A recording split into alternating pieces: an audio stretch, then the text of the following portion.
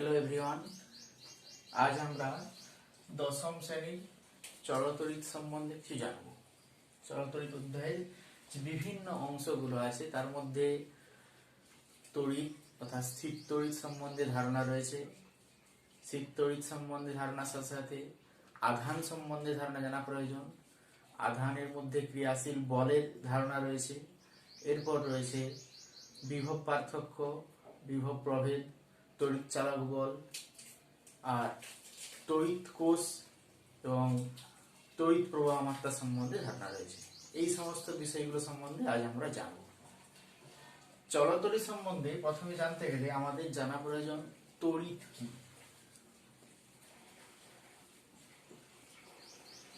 তড়িৎ বলতে কি বোঝায়?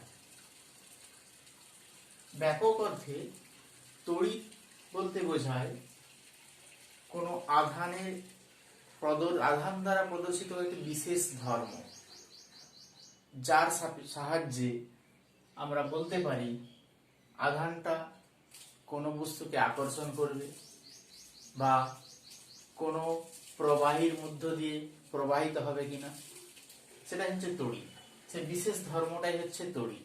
এখন এই তড়িৎ বলতে গিয়ে আমরা পেলাম আধান। আধান বলতে কি বোঝায়? আধান বলতে বোঝায় যে বিশেষ ভৌত ধর্মের সাহায্যে কোনো তড়িৎগ্রস্ত কণা বা অনাহিত কণাকে স্থির তড়িৎ বল দ্বারা আকর্ষিত হয় বা আকর্ষণ করে, সেই বিশেষ ধর্মকে বলা হচ্ছে আধান। এখন এই আধানের উপর নির্ভর করে তড়িৎ দুটো প্রকৃতি, একটা স্থির তড়িৎ, আধানের গতি প্রকৃতির উপর নির্ভর করে তড়িৎ দুই প্রকার, একটা স্থির তড়িৎ আর একটা প্রবাহী তড়িৎ।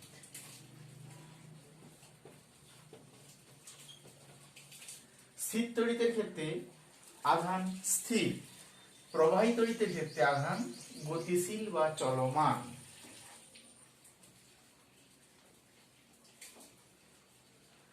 স্থির তড়িতের যে ধর্মগুলো আছে বা যে স্থির আধান রয়েছে, সে আধান দুটো প্রকৃতির মূলত, একটা হচ্ছে ধনাত্মক প্রকৃতির আর একটা ঋণাত্মক প্রকৃতির। একটা ধনাত্মক আর একটা ঋণাত্মক।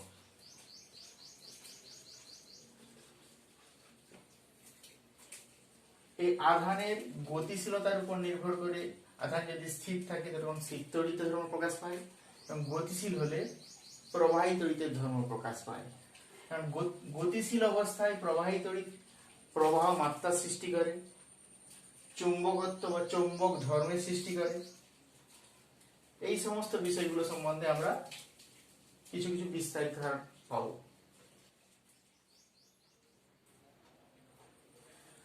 আধানের কোয়ান্টায়ন কি? আধানের কোয়ান্টায়ন একটা নীতি, যার সাহায্যে আমরা বলতে পারি কোনো বস্তুতে যে নির্দিষ্ট পরিমাণ আধান অবস্থান করে সে আধান পরিমাণ কত, সে আধানের পরিমাণ কত।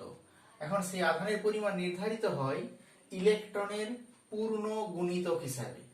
কোন বস্তুতে মোট আধানের পরিমাণ ইলেকট্রনের পূর্ণ গুণিতক হিসেবে অবস্থান করে। এখন ইলেকট্রনের আধান আমরা জানি E = 1.6 × 10⁻⁻19 কুলম্ব। এখন কোন বস্তুতে আধান যদি আমরা Q ধরে নিই, Q যেখানে হবে Ne, যেখানে n হচ্ছে পূর্ণ সংখ্যা। এখন এই পূর্ণ সংখ্যাগুলো, যেখানে n হচ্ছে পূর্ণ সংখ্যা, এই পূর্ণ সংখ্যা ধনাত্মক বা ঋণাত্মক যে কোনো হতে পারে, 0 +-1 +-2 +-3 এভাবে আসতে পারে। এখন 0 হলে, n এর মান 0 হলে আমরা আধান কি পাবো? শূন্য, অর্থাৎ আধান নিস্তড়িত বস্তুটা। n = 0 হলে Q পাবো 0, অর্থাৎ বস্তুটি নিস্তড়িত।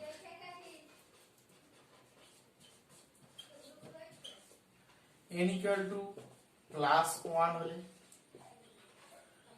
আধান পাবো +E, অর্থাৎ বস্তুটি ধনাত্মক।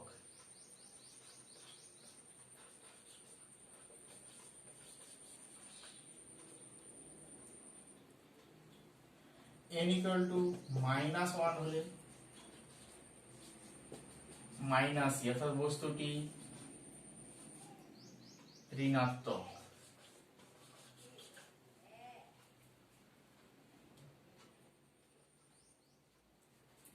এবার আধানদ্বয়ের মধ্যে ক্রিয়াশীল বল সংক্রান্ত কুলম্বের সূত্র আমরা দেখে নেব।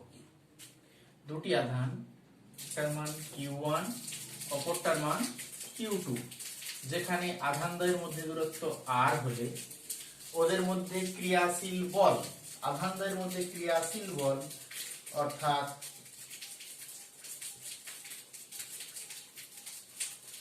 F ওদের গুণফলের সমানুপাতিক, proportional to Q1 into Q2, এবং দূরত্বের বর্গের ব্যস্তানুপাতিক। একসাথে লিখলে আমরা পাই F proportional to Q1 Q2 divided by r square. সমান করলে আমরা পাই F ইকুয়াল টু একটা ধ্রুবক দিয়ে গুণ করি k ড্যাশ, Q সমানুপাতিক ধ্রুবক যেখানে k dash divided by r square. এখানে k ড্যাশ এর মান সিজিএস এবং এসআই পদ্ধতিতে ভিন্ন ভিন্ন।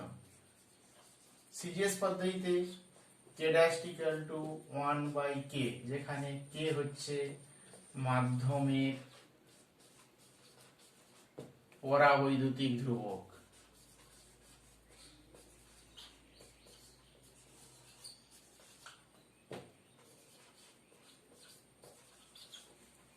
আর এসআই পদ্ধতিতে এই k ড্যাশ এর মান হয় 1/4 পাই এপসিলন।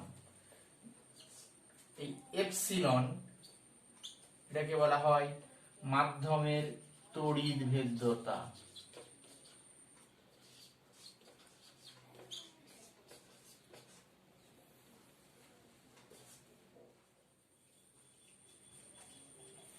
এখন এসআই পদ্ধতিতে কুলম্বের সূত্র F ইকুয়াল টু আমরা জানি 1/4 pi epsilon Q1 Q2 by r square.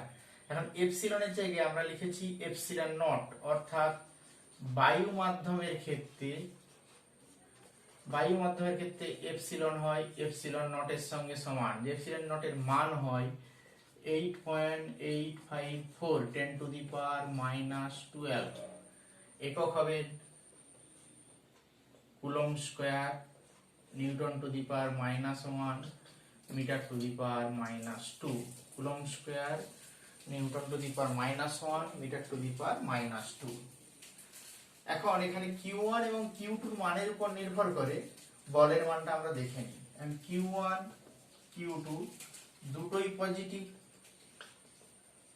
আর দুটোই নেগেটিভ, তখন F কি হবে? তখন F আমরা পাবো পজিটিভ। আমরা কি জানি? সম আধান পরস্পরকে বিকর্ষণ করে, অর্থাৎ যদি আমরা বলের মান ধনাত্মক হয় তাহলে আমরা বলতে পারি এক্ষেত্রে আধান দুটো সম আধান বা সম প্রকৃতির আধান, এবং এদের মধ্যে ক্রিয়াশীল বলটা বিকর্ষণ বল। আবার Q1 Q2 এর মধ্যে Q1 পজিটিভ Q2 নেগেটিভ, বা Q1 নেগেটিভ Q2 পজিটিভ হলে F পেতে পারি আমরা নেগেটিভ। অর্থাৎ কোন স্থির তড়িৎ বল ঋণাত্মক হলে আমরা বলতে পারি আধানদ্বয় বিপরীত প্রকৃতির, অর্থাৎ এই বল হয় আকর্ষণ বল।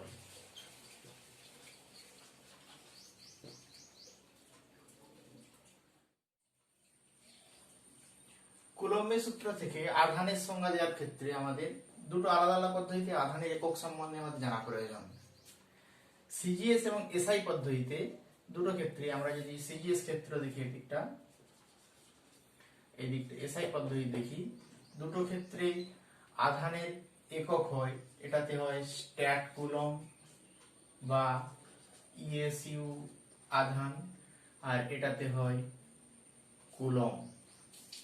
এখন স্ট্যাট কুলম্ব বা ইএসইউ আধান কুলম্ব বা এর যে সংজ্ঞা, সে সংজ্ঞার জন্য আমাদের প্রয়োজন কুলম্বের সূত্র।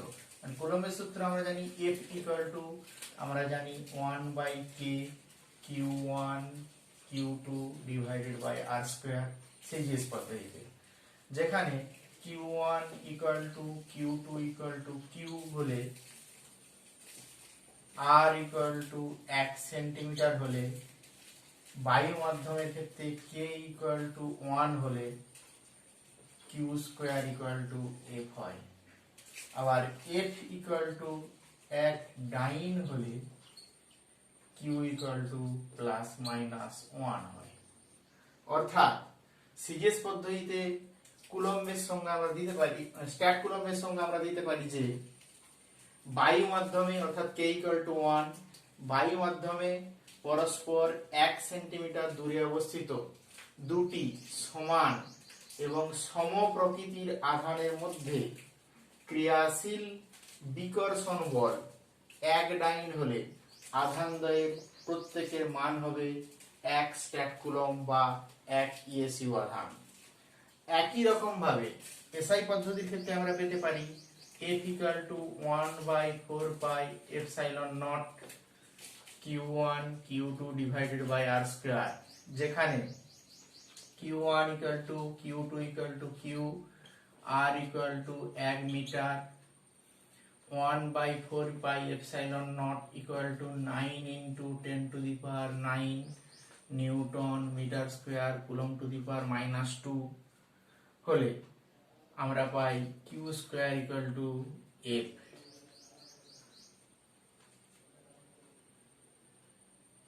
Into 1/9 into 10 to the power 9। এখন F equal to 9 into 10 to the power 9 newton হলে Q স্কয়ার ইকুয়াল টু 1, অর্থাৎ Q equal to plus minus 1। একই রকম ভাবে আমরা বলতে পারি বায়ু মাধ্যমে পরস্পর 1 মিটার দূরে অবস্থিত দুটি সমান এবং সমপ্রকৃতির আধানের মধ্যে ক্রিয়াশীল বিকর্ষণ বল 9 ইন্টু 10 টু দি পাওয়ার 9 হলে আধানদ্বয়ের প্রত্যেকের মান হবে 1 কুলম্ব।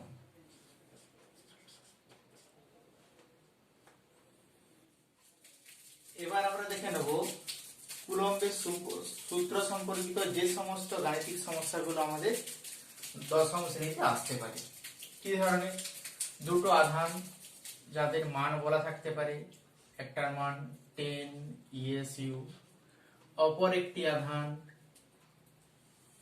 যার মান 15 ইএসইউ, এদের মধ্যবর্তী দূরত্ব 5 সেন্টিমিটার হলে আধানদ্বয়ের মধ্যে ক্রিয়াশীল বল। এখন এক্ষেত্রে দুটো আধানই ধনাত্মক ধরেছি, ধরে নিতে পারি 15 ইএসইউ আধানটা ঋণাত্মক। সেক্ষেত্রে আধানদ্বয়ের মধ্যে ক্রিয়াশীল বল F ইকুয়াল টু আমরা পাবো Q1 Q2 equal to 10 into -15 divided by 5 square. বায়ু মাধ্যমের ক্ষেত্রে K এর মান 1, অর্থাৎ এখানে 1, সেখান থেকে আমরা পাচ্ছি -10 ইন্টু 15 বাই 5 ইন্টু 5, অর্থাৎ -6 ডাইন। যেহেতু ঋণাত্মক চিহ্ন পেয়েছি, অর্থাৎ আমরা বলতে পারি এক্ষেত্রে ক্রিয়াশীল বল হবে আকর্ষণ বল, এবং এই আকর্ষণ বলের মান 6 ডাইন।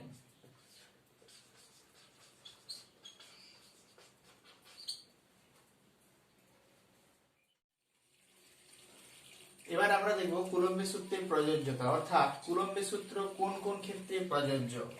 প্রথম ক্ষেত্র, অবশ্যই আধানগুলোকে বিন্দু আধান হতে হবে। বিন্দু আধান,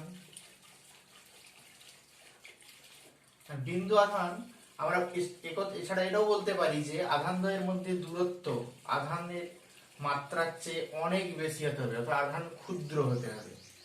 আর বলতে পারি আধানগুলো স্থির হতে হবে, আধানগুলি স্থির। গতিশীল আধানের ক্ষেত্রে কুলম্বের সূত্র প্রযোজ্য নয়। কি এখন আমরা জানবো তড়িৎ ক্ষেত্র কি। এখন তড়িৎ ক্ষেত্র বলতে বোঝায় একটা একক কোনো আধানকে, একক ধনাত্মক আধানকে বা অন্য কোনো আধানকে আর কিউ আধান তার কাছাকাছি বা দূরে কোনো অবস্থানেই রাখি না কেন, যদি সে আধান অর্থাৎ স্মল কিউ আধান কোনো বল অনুভব করে, তবে ওই নির্দিষ্ট অঞ্চলকে বলা হচ্ছে তড়িৎ ক্ষেত্র। কোনো আধানের চারপাশে যে নির্দিষ্ট অঞ্চল জুড়ে কোনো আধানকে রাখলে, অপর কোনো আধানকে রাখলে যদি বল অনুভব করে, সেই নির্দিষ্ট অঞ্চলকে বলা হচ্ছে তড়িৎ ক্ষেত্র। তাহলে এক্ষেত্রে তড়িৎ ক্ষেত্রের বিস্তার কত দূর হতে পারে আমরা দেখে নিতে পারি। আমরা কুলম্বের সূত্র পেয়েছি কি, F equal to Q Q divided by K R square, যেখানে আর হচ্ছে আধান দুটোর মধ্যে দূরত্ব আর। এখন তড়িৎ ক্ষেত্র শূন্য অর্থাৎ তড়িৎ ক্ষেত্র শূন্য অর্থাৎ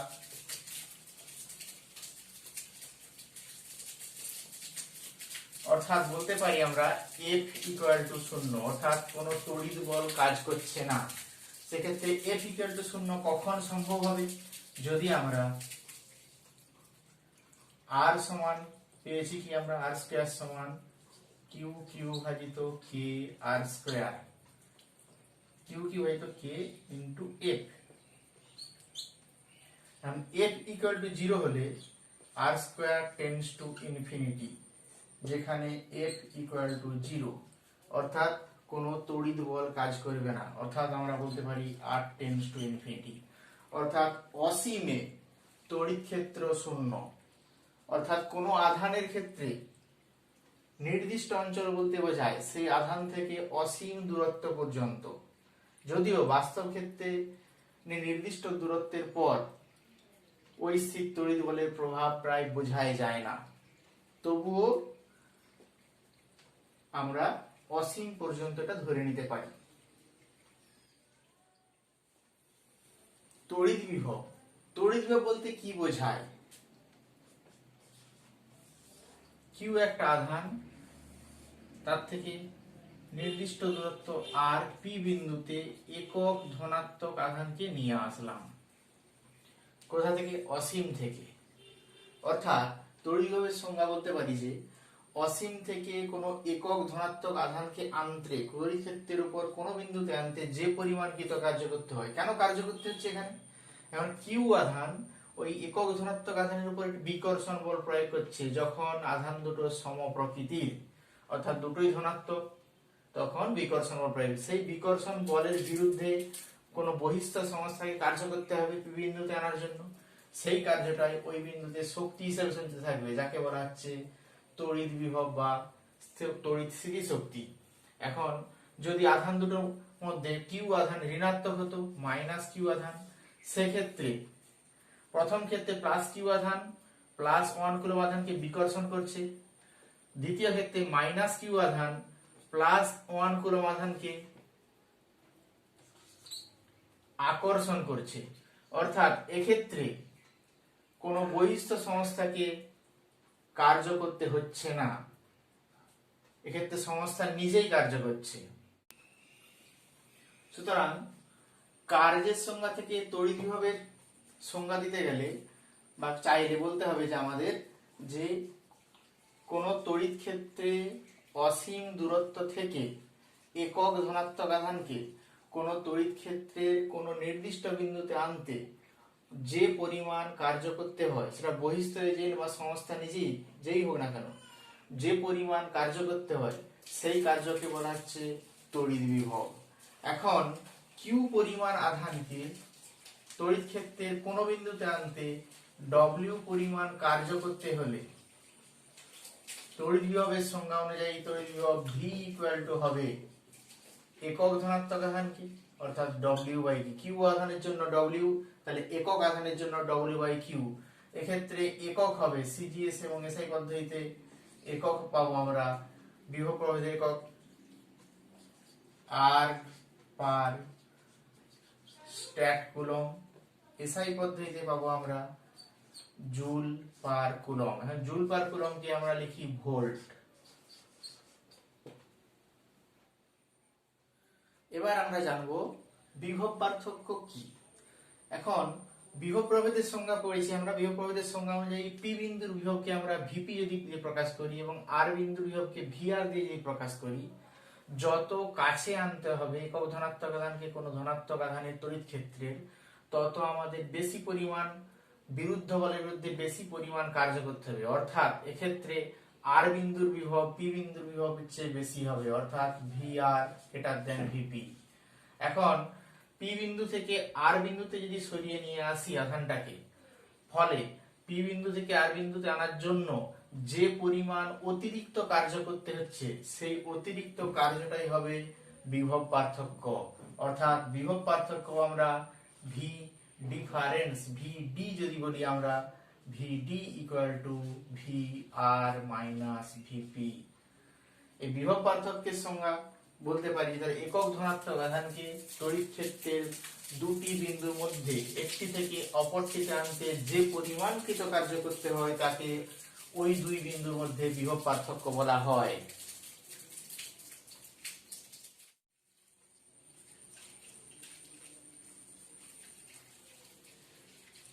বিভব প্রধানত দুটো প্রকারের, একটা উচ্চ বিভব এবং নিম্ন বিভব। এখন এই উচ্চ বিভব এবং নিম্ন বিভবের যে ধারণা, এটা আমরা জলপূর্ণ পাত্রের সাহায্যে ব্যাখ্যা করতে পারি। কিভাবে? দুটো পাত্র দুটো ইন্টার কানেক্টেড, অর্থাৎ সংযোগ রয়েছে নল দ্বারা, যার একটা পাত্র পূর্ণপ্রায় আর একটা পাত্র অর্ধপূর্ণ। অর্থাৎ আমরা বলতে পারি যে পাত্রে জলের উচ্চতা বেশি সেটাকে উচ্চ বিভব ধরে নিচ্ছি, যে পাত্রে জলের উচ্চতা কম সেক্ষেত্রে নিম্ন বিভব। এখন জলের সমোচ্চশীলতা ধর্মের জন্য জল কি করবে? উচ্চ বিভব থেকে নিম্ন বিভবের দিকে প্রবাহ সৃষ্টি করবে। একইভাবে আমরা উচ্চ বিভব ও নিম্ন বিভবের ধারণায় বলতে পারি উচ্চ বিভবের ক্ষেত্রে আধান নিম্ন বিভবের দিকে প্রবাহিত লাভ করতে পারবে। এক্ষেত্রে উচ্চ বিভব এবং নিম্ন বিভব নির্ধারিত হচ্ছে বস্তুতে অবস্থিত আধানের পরিমাণের উপর নির্ভর করে। এখন কোন বস্তুতে আধানের পরিমাণ বেশি হলে সেটাকে উচ্চ বিভব, এবং আধানের পরিমাণ কম হলে, তুলনামূলকভাবে কম হলে সেটাকে নিম্ন বিভব বলা হয়। এখন আধানের পরিমাণ বেশি হলে সে কি করবে? আধান অপরকে সহজে দান করতে পারবে, স্পর্শ করলে বা প্রবাহিত করতে পারবে নিম্ন বিভবের দিকে। মানে উচ্চ বিভবের ক্ষেত্রে তাহলে আধানের পরিমাণ বেশি, নিম্ন বিভবের ক্ষেত্রে আধানের পরিমাণ কম। এখানে দুটো বিন্দুর মধ্যে যে বিভব পার্থক্য সেটাও নির্ধারিত হচ্ছে যে সূত্র অনুযায়ী, ওই ভিপি ভিআর মাইনাস ভিপি, আগের সূত্র পড়েছি, তার একক বিভব প্রভেদ বা বিভব পার্থক্যের যে একক সেটা তড়িৎ বিভবের এককের সঙ্গে সমান। অর্থাৎ তড়িৎ বিভবের একক আমরা পেয়েছি ভোল্ট, এক্ষেত্রেও বিভব পার্থক্যের একক হবে ভোল্ট। এবার আমরা জানবো তড়িৎ চালক বল, তার উৎস এবং তার বিভিন্ন বিষয়ের উপর নির্ভরশীলতা বা বিভিন্ন বিষয়ের উপর কিভাবে নির্ভর করছে। তড়িৎ চালক বল কিভাবে সৃষ্টি হচ্ছে, তড়িৎ চালক বল কি? বলতে পারি যে নিম্ন বিভব থেকে উচ্চ বিভবের দিকে কোনো আধানকে নিয়ে যেতে গেলে যে পরিমাণ কার্য করতে হয়, নিম্ন বিভব থেকে উচ্চ বিভবের দিকে কোনো ধনাত্মক আধানকে নিয়ে যেতে গেলে যে পরিমাণ কার্য করতে হয় তাকে তড়িৎ চালক বল বলা হচ্ছে। তাহলে তড়িৎ কোষের ক্ষেত্রে কি হবে? তড়িৎ কোষ যদি আমরা ধরি, তড়িৎ কোষ একটা ব্যাটারি, অর্থাৎ ব্যাটারি যার ধনাত্মক প্রান্ত এবং ঋণাত্মক প্রান্ত বর্তমান। অর্থাৎ তড়িৎ কোষের অভ্যন্তরে নিম্ন বিভব থেকে উচ্চ বিভবের দিকে কোনো ধনাত্মক আধানকে নিয়ে যেতে যে পরিমাণ কার্য করতে হয় তাকে তড়িৎ চালক বল বলা হয়। এখন এই তড়িৎ কোষ বিভিন্ন প্রকারের হয়। তড়িৎ কোষের প্রকারভেদ যদি আমরা বলি, পাবো যে তড়িৎ কোষ হচ্ছে ডাইনামো হতে পারে, বা তড়িৎ চালক বলের উৎস বিভিন্ন প্রকারের হয়। কারণ ডাইনামো হতে পারে, তড়িৎ কোষ অর্থাৎ ব্যাটারি হতে পারে, এটাকে বলা হচ্ছে ব্যাটারি। আবার তাপ যুগ্ম হতে পারে, সৌর কোষ, এগুলো সবই তড়িৎ চালক বলে উৎসের উদাহরণ। তড়িৎ চালক বলে যে উৎস আর উদাহরণ, এগুলো সবগুলোই। এখন এই তড়িৎ চালক বল কোন কোন বিষয়ের উপর নির্ভর করে সেগুলো আমরা জেনে নেব।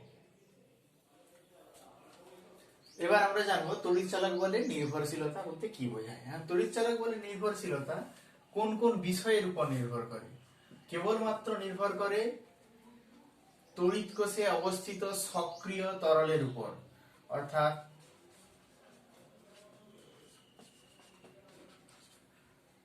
কোন তড়িৎ কোষ তাতে অবস্থিত যে সক্রিয় তরলগুলো, লেড অ্যাসিড সঞ্চয়ক কোষ হোক বা লেড অ্যাসিড সঞ্চয়ক কোষ হোক বা ক্ষারীয় কোষ হোক, সেই তার যে সক্রিয় তরল, সেই সক্রিয় তরল এর উপর নির্ভর করছে।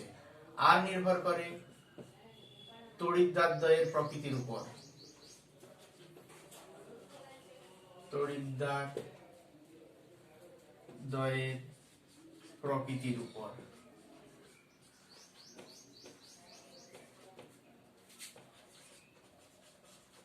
অর্থাৎ তড়িৎদ্বার দুটো কিসের তৈরি? তামা, রূপো, সোনা, গ্রাফাইট, কিসের তৈরি তার উপর নির্ভর করছে তড়িৎ চালক বলের নির্ভরশীলতা। এখন তড়িৎ চালক বল কখনোই তড়িৎদ্বারের ক্ষেত্রফলের উপর নির্ভর করে না, তড়িৎদ্বার দ্বয়ের দূরত্বের উপর নির্ভর করে না, কেবলমাত্র নির্ভর করে সক্রিয় তরল এবং তড়িৎদ্বার দ্বয়ের প্রকৃতির উপর। অর্থাৎ তড়িৎদ্বারটা কিসের তৈরি? তামা, রূপো, সোনা, অ্যালুমিনিয়াম বা গ্রাফাইটের উপর কিনা। তড়িৎ কোষের প্রকার। হ্যাঁ, তড়িৎ কোষ প্রধানত দুটো প্রকারের হয়, একটা হচ্ছে প্রাথমিক কোষ আর একটা গৌণ কোষ। প্রাথমিক কোষ আর গৌণ কোষ। প্রাথমিক কোষ কোনগুলো? প্রাথমিক কোষ সেগুলোই যেগুলো বাহ্যিক তড়িৎ উৎসের সাহায্য ছাড়াই রাসায়নিক শক্তিকে তড়িৎ শক্তিতে রূপান্তরিত করে। রাসায়নিক শক্তিকে তড়িৎ শক্তিতে রূপান্তরিত করে হচ্ছে প্রাথমিক কোষ, যেখানে বাহ্যিক তড়িৎ উৎসের কোনো সাহায্য প্রয়োজন হয় না। যেমন উদাহরণ হিসেবে বলতে পারি আমরা নির্জল কোষ অর্থাৎ ব্যাটারি। নির্জল কোষ অর্থাৎ ব্যাটারি। সরল ভোল্টীয় কোষ,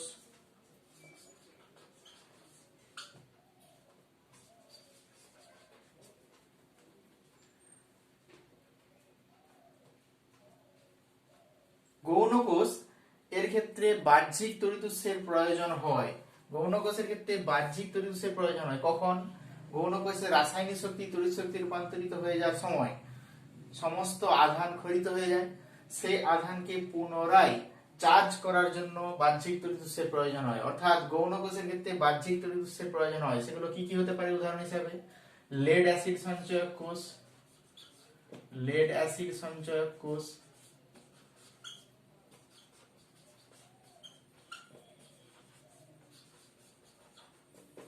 ক্ষারীয় সঞ্চয়ক কোষ,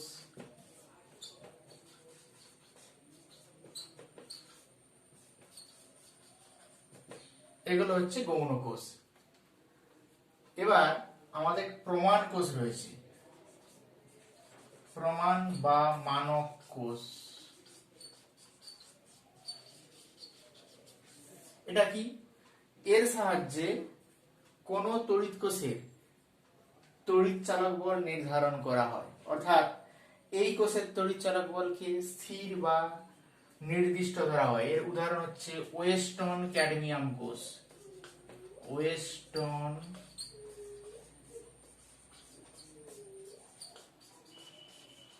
ক্যাডমিয়াম কোষ।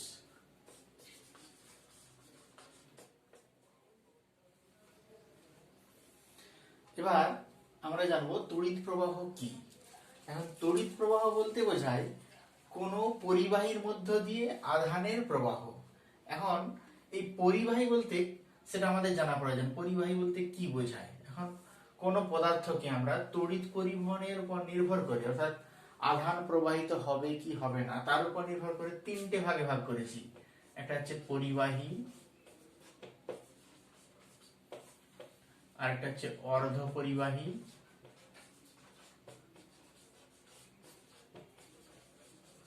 আরেকটা হচ্ছে অন্তরক।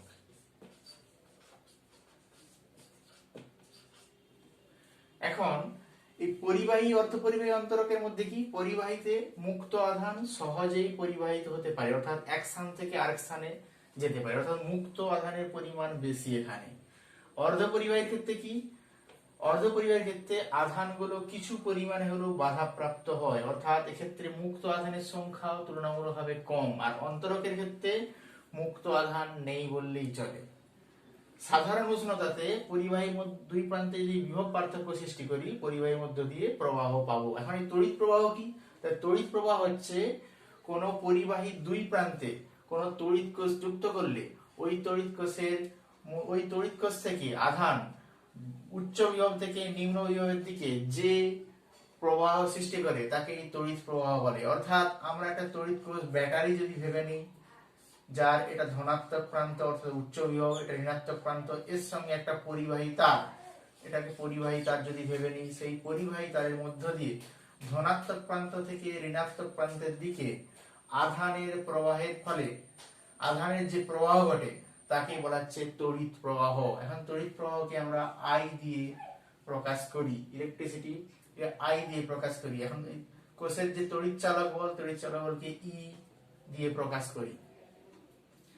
অর্থাৎ আমরা বলতে পারি যে তড়িৎ প্রবাহ হচ্ছে আধানের প্রবাহ। তড়িৎ প্রবাহের সংজ্ঞা যদি বলতে চাই, সংজ্ঞাটা কি হবে? তো ধরে নিতে পারি এটা একটা পরিবাহী তার। এখন পরিবাহী তারটাকে বড় করে যদি দেখি, একটা চোঙাকৃতি তার, যার মাঝে একটা প্রস্থচ্ছেদ নিলাম, এই প্রস্থচ্ছেদটি ভেদ করে আধানগুলো এগিয়ে চলেছে। এখন দুই প্রান্তে যদি বিভব পার্থক্য সৃষ্টি করি, কারণ এই প্রান্তে যদি আমরা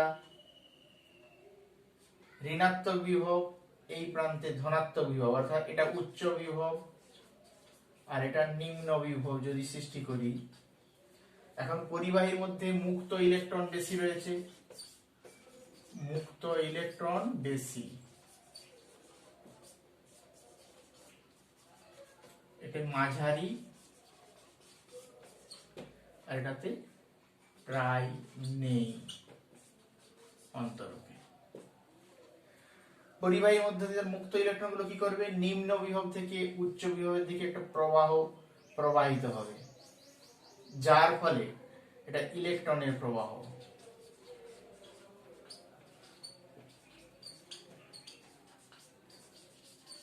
যার ফলে ইলেকট্রনের ঠিক বিপরীত দিকে, ইলেকট্রনের প্রবাহের ঠিক বিপরীত দিকে, অর্থাৎ উচ্চ বিভব থেকে নিম্ন বিভবের দিকে একটা তড়িৎ প্রবাহের সৃষ্টি হয়।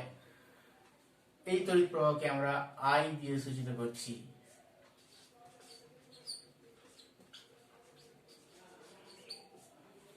অর্থাৎ আমরা সংজ্ঞা হিসেবে যদি বলি, কোন পরিবাহীর যে কোনো প্রস্থচ্ছেদের মধ্য দিয়ে একক সময়ে যে পরিমাণ আধান প্রবাহিত হচ্ছে তাকেই বলা হচ্ছে তড়িৎ প্রবাহ। এখন এই প্রস্থচ্ছেদের ক্ষেত্রফল যদি এ ধরে নিই আমরা, এ প্রস্থচ্ছেদের মধ্য দিয়ে, এ প্রস্থচ্ছেদ, এ হচ্ছে প্রস্থচ্ছেদের ক্ষেত্রফল,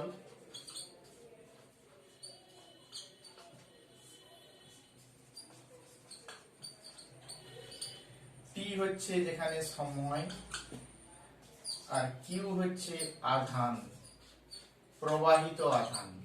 এখন এ প্রস্থচ্ছেদের মধ্য দিয়ে টি সময়ে কিউ পরিমাণ আধান প্রবাহিত হলে তড়িৎ প্রবাহ মাত্রা I = Q/T, অর্থাৎ কিউ সমান, আধান সমান বলতে পারি আমরা I × T। এক্ষেত্রে I এর একক হবে, এসআই পদ্ধতিতে একক পেতে পারি আমরা অ্যাম্পিয়ার। অ্যাম্পিয়ারকে এ দিয়ে প্রকাশ করা হয়, অ্যাম্পিয়ার। এটাই ব্যবহারিক একক। এখন সিজিএস পদ্ধতিতে হবে ইএসইউ প্রবাহ বা ইএমইউ প্রবাহ। এখন ইএসইউ প্রবাহ, ইএমইউ প্রবাহ দুটো আলাদা আলাদা একক। এখন এক ইএমইউ প্রবাহ সমান 10 অ্যাম্পিয়ার, এটা মনে রাখতে হবে। এক ইএমইউ, ইএমইউ হচ্ছে ইলেকট্রোম্যাগনেটিক ইউনিট, প্রবাহের তড়িৎচুম্বকীয় একক। আর ইএসইউ হচ্ছে প্রবাহের ইলেকট্রোস্ট্যাটিক ইউনিট, অর্থাৎ স্থির তড়িৎ একক। 1 ইএমইউ প্রবাহ সমান 10 অ্যাম্পিয়ার। এবার আমরা 1 অ্যাম্পিয়ারের সংজ্ঞা সম্বন্ধে জানব। 1 অ্যাম্পিয়ারের সংজ্ঞা বলতে কি বোঝাচ্ছে? তাহলে 1 অ্যাম্পিয়ার অর্থাৎ I সমান আমরা Q/T এই সূত্র থেকে পাই যে Q যদি 1 কুলম্ব হয় আর সময় t যদি 1 সেকেন্ড হয়, তাহলে আমরা বলতে পারি 1 সেকেন্ডে কোনো পরিবাহীর যে কোনো প্রস্থচ্ছেদের মধ্য দিয়ে 1 কুলম্ব তড়িৎ আধান প্রবাহিত হলে ওই পরিবাহীর মধ্য দিয়ে তড়িৎ প্রবাহ মাত্রা হবে 1 অ্যাম্পিয়ার। অর্থাৎ প্রতি সেকেন্ডে কোনো পরিবাহীর যে কোনো প্রস্থচ্ছেদের মধ্য দিয়ে 1 কুলম্ব তড়িৎ প্রবাহিত হলে ওই পরিবাহীর প্রবাহ মাত্রাকে বলবো আমরা 1 অ্যাম্পিয়ার। এখন এখান থেকে কি ধরনের গাণিতিক সমস্যাগুলো আসতে পারে? আর বলে দিতে পারে যে কোনো পরিবাহীর মধ্য দিয়ে প্রবাহিত আধানের পরিমাণ বলে দেওয়া থাকতে পারে, অর্থাৎ কিউর মান বলা থাকতে পারে প্রদত্ত, টি এর মান প্রদত্ত থাকতে পারে, তাহলে আই নির্ণয় করতে হবে। এই ধরনের একটা প্রবলেম আমরা যদি দেখি যে কোন পরিবাহীর মধ্য দিয়ে 5 সেকেন্ডে অর্থাৎ t = 5 সেকেন্ডে q = 10 কুলম্ব আধান প্রবাহিত হয়েছে, সেক্ষেত্রে কোন পরিবাহীর যে কোনো প্রস্থচ্ছেদ, সেক্ষেত্রে প্রবাহ মাত্রা I = Q/T = পেতে পারি আমরা 10/2 = 5 অ্যাম্পিয়ার। উল্টো দিক থেকে যদি আমরা ভাবি, কখনো কখনো আমাদের I দেওয়া থাকতে পারে, আবার t বলা থাকতে পারে, সেক্ষেত্রে q কত বের করতে হতে পারে। তাহলে সেই ধরনের প্রবলেমের ক্ষেত্রে আমাদের প্রবাহ মাত্রা এবং সময় দেওয়া থাকবে, পরিবাহীর মধ্য দিয়ে মোট প্রবাহিত তড়িৎ আধানের পরিমাণ নির্ণয় করতে হতে পারে।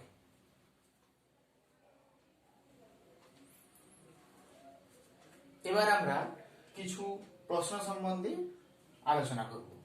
যেমন বেশিরভাগ ধাতুই পরিবাহী। কেন বেশিরভাগ ধাতু কেন পরিবাহী?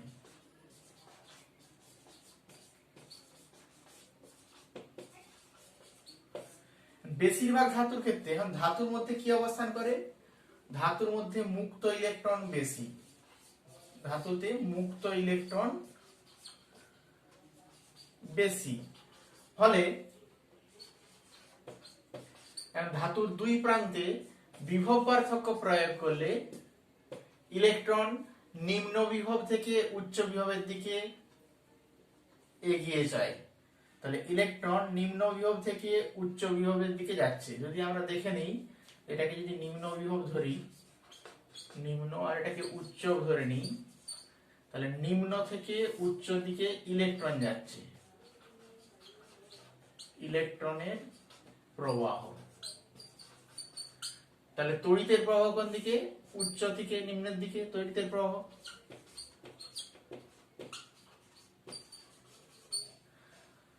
কেন বেশিরভাগ ধাতু পরিবাহী? ধাতুতে মুক্ত ইলেকট্রনের সংখ্যা বেশি, সামান্য পরিমাণ তড়িৎ বিভব প্রয়োগ করলে অর্থাৎ বা বিভব পার্থক্য প্রয়োগ করলে পরিবাহী দুটো প্রান্তে নিম্ন থেকে উচ্চ বিভবের দিকে ইলেকট্রনের প্রবাহ যায় এবং তড়িৎ প্রবাহ পাওয়া যায়, তাই বেশিরভাগ ধাতুই পরিবাহী। আবার বলতে পারে যে পৃথিবীর আধান বা পৃথিবীর বিভব শূন্য ধরা হয় কেন? পৃথিবীর বিভব শূন্য ধরা হয় কেন? পৃথিবীর বিভব শূন্য কেন ধরা হয়? পৃথিবীর ক্ষেত্রে পৃথিবীর আধান ধারণ ক্ষমতা এবং গ্রহণ বা বর্জন ক্ষমতা অসীম। যত পরিমাণে আধান দেওয়া হয় বা কেন, সেটা বেশিরভাগটাই সে গ্রহণ করে নিতে পারে, আবার বর্জনও করতে পারে। একই রকম ভাবে আমরা ভাবতে পারি এটা সমুদ্রের জল, সমুদ্রের জলে কিছু পরিমাণ জল তুলে নেওয়া বা কিছু পরিমাণ জল ওর মধ্যে দিলেও সমুদ্রের জলস্তরের উচ্চতার কোনো পরিবর্তন হয় না। তাই পৃথিবীর বিভব শূন্য বা পৃথিবীর বিভবের সাপেক্ষে অন্যান্য বস্তুর বিভব নির্ধারণ করা হয়, তাই পৃথিবীর বিভব শূন্য ধরা হয়। এখন কোন তড়িৎ কোষের বিভব পার্থক্য দুই প্রান্তে বা তড়িৎ চালক বলের মান 6 ভোল্ট বলতে কি বোঝায়? তড়িৎ চালক বল 6 ভোল্ট।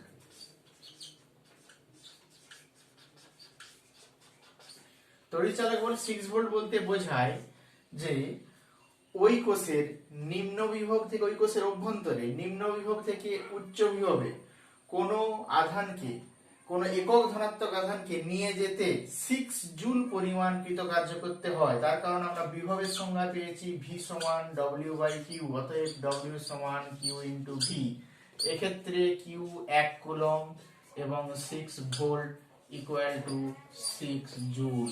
তাই অতএব আমরা বলতে পারি কোন তড়িৎ কোষের নিম্ন বিভব থেকে উচ্চ বিভবের দিকে একক ধনাত্মক আধান অর্থাৎ 1 কুলম্ব আধানকে নিয়ে যেতে 6 জুল পরিমাণ কার্য করতে হলে ওই কোষের তড়িৎচালক বলকে বলা হচ্ছে 6 ভোল্ট। এখন আমরা তড়িৎচালক বল এবং বিভব পার্থক্যের যে পার্থক্য বা ডিফারেন্স সেটা আমরা দেখে নেব।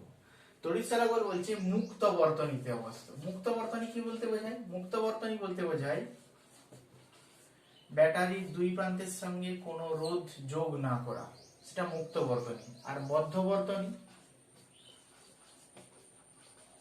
সেটা হচ্ছে ব্যাটারির দুই প্রান্তের সঙ্গে যদি একটা রোধ যোগ করে দিই সেটা হয়ে যায় বদ্ধ বর্তনী। এখন মুক্ত বর্তনীর ক্ষেত্রে কোন তড়িৎ কোষের দুই প্রান্তের মধ্যে যে বিভব পার্থক্য, এখন এই প্রান্তের বিভব VA, বি প্রান্তের বিভব VB হলে সেই তড়িৎচালক বলের সংজ্ঞা হবে VA মাইনাস VB, এটা হচ্ছে VAB, যেটা তড়িৎচালক বল। আর বদ্ধ বর্তনীর ক্ষেত্রে এ প্রান্ত এবং বি প্রান্তের মধ্যে যে বিভব পার্থক্য, কারণ এ প্রান্তের বিভব পার্থক্য VA ড্যাশ, বি প্রান্তের বিভব পার্থক্য VB ড্যাশ হলে VAB ড্যাশ সমান আমরা বলতে পারি VA dash minus VB dash. এক্ষেত্রে বদ্ধ বর্তনীতে যে দুই প্রান্তে তড়িৎচালক বলের যে পার্থক্য সেটাকে বলা হচ্ছে বিভব পার্থক্য। এখন তড়িৎচালক বল বিভব পার্থক্যের বা বিভব প্রভেদের কারণ, আর বিভব প্রভেদ ও বিভব পার্থক্য হলো তড়িৎচালক বলের ফল। আবার তড়িৎচালক বলের মান রোধের বর্তনীর রোধের উপর নির্ভর করছে না, বিভব প্রভেদের মান বর্তনীর রোধের উপর নির্ভর করছে। তড়িৎচালক বলের পরিমাপ করা হয় পোটেনশিওমিটার যন্ত্রের সাহায্যে। পরিমাপক হচ্ছে পরিমাপক যন্ত্র বলতে পারি আমরা, এ হচ্ছে পোটেনশিওমিটার। পোটেনশিওমিটার। আর এর পরিমাপক যন্ত্র হচ্ছে voltmeter.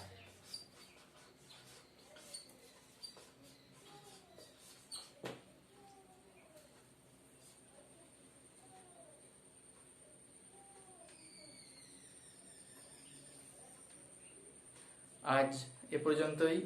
Have a good day.